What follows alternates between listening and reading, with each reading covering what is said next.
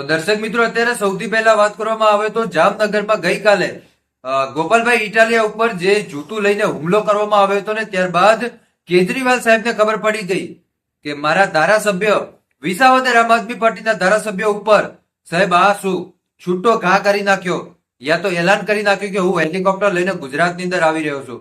હા મારા ભાઈઓ, કેજરીવાલ એ પોતે કાલે હેલિકોપ્ટર લઈ અને આવશે ભાઈ ગુજરાતની અંદર. ગુજરાતની અંદર આવીને જે જગ્યાએ જામનગરની અંદર આ હુમલો કરવામાં આવ્યો ગોપાલભાઈ ઇટાલિયા ઉપર, એક વિસાવદરના ધારાસભ્ય જે હંમેશા માટે તમે જોયું છે ભાઈ કે વિસાવદરની અંદર કરોડો રૂપિયાનું અનાજ ખવાઈ ગયું હતું. અનાજ માફિયા અનાજ ખાઈ ગયા હતા. એ અનાજ પણ સાહેબ એ અનાજ માફિયાઓના ઘરમાંથી બહાર કાઢ્યું હોય ને તો એ હતા સાહેબ ગોપાલભાઈ ઇટાલિયા. અને એ જ ગોપાલભાઈ ઇટાલિયા ઉપર જયારે સાહેબ હુમલો કરવામાં આવે ત્યારે કેજરીવાલ એવું કહે છે કે હું હવે કાલે હેલિકોપ્ટર લઈ અને ગુજરાતની અંદર આવીશ, ગુજરાતની અંદર આવીને બતાવીશ કે જયારે કોઈ માણસ સારું કામ કરતો હોય. અરે અનાજ માફિયો એક મહિનાનું અનાજ ખાઈ ગયા હતા. એક મહિનાનું કોઈ નાનું ન કહેવાય, પરંતુ કરોડો રૂપિયાનું અનાજ ખાઈ ગયા હતા.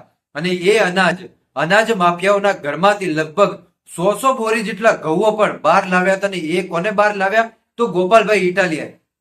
અને એ જ ગોપાલભાઈ ઇટાલિયા ઉપર જામનગરની અંદર હુમલો થયો.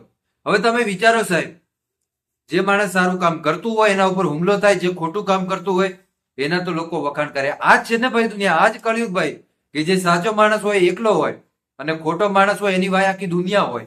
એ જ રીતે થયું ને ભાઈ. ગોપાલભાઈ ઇટાલિયા સાચા માણસ હતા. ગરીબોનું જે અનાજ ચોરાઈ ગયું હતું અનાજ પાછું પણ લાવ્યું, છતાંય અમુક લોકો સમજતા નથી ગોપાલભાઈ ઇટાલિયાને અને હુમલો કરવા આવી જાય છે ભાઈ. હવે કાલે કેજરીવાલ સાહેબ આવવાના છે ભાઈ ગુજરાતની અંદર આવીને ધમાકો કરશે.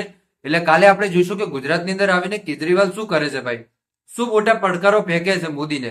ચાલો આવનારા સમયની અંદર આપણે જોઈશું. બાકી મળીશું આપણે નવા વિડીયોમાં નવા ટોપિક સાથે. ત્યાં સુધી બધાને જય માતાજી, જય દ્વારકાધીશ. આગળ પણ આવવાનો સપોર્ટ કરતા રહેજો. ધન્યવાદ.